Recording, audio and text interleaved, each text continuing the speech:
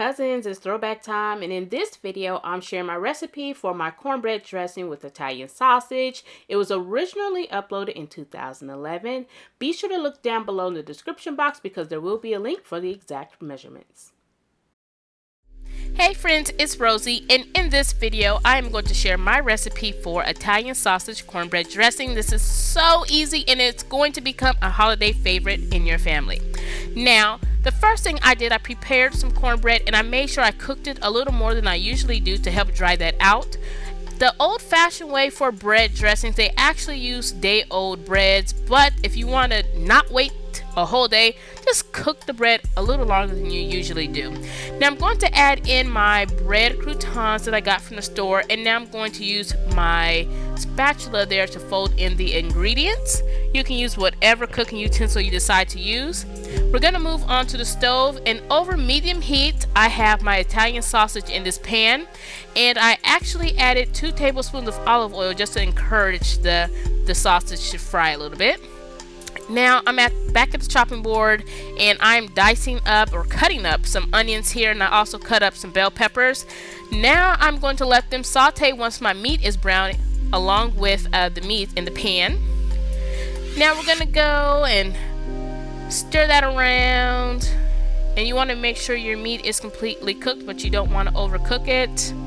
Now make sure you drain all of the fat, and now we're going to make our way back to our mixing bowl, and we are going to put all of that meat and onion and delicious green pepper along with our cornbread and our bread croutons.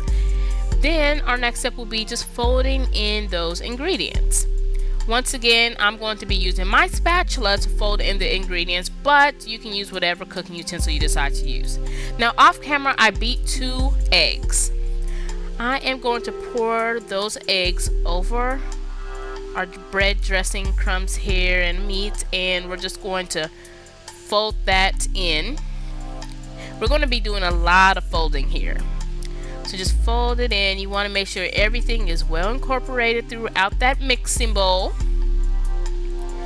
And your next step, you're going to get some melted butter and pour it in. See, you didn't need that fat from the meat there. You got a lot of butter.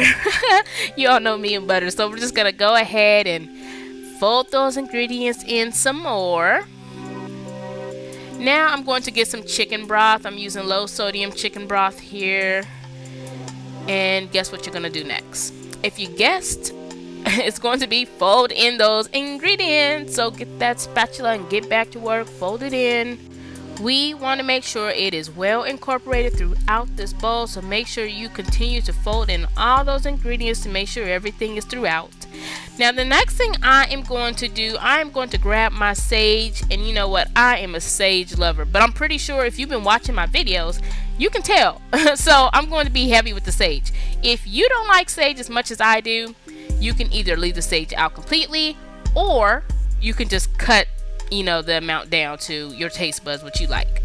Now I'm going to continue to fold that sage in. Oh my lord, I love that sage. I grabbed my bake pan here and I buttered it. I know you guys are saying, Rosie, come on, you and that butter, but you know what, it's the holidays. That's my excuse, and I'm sticking to that excuse.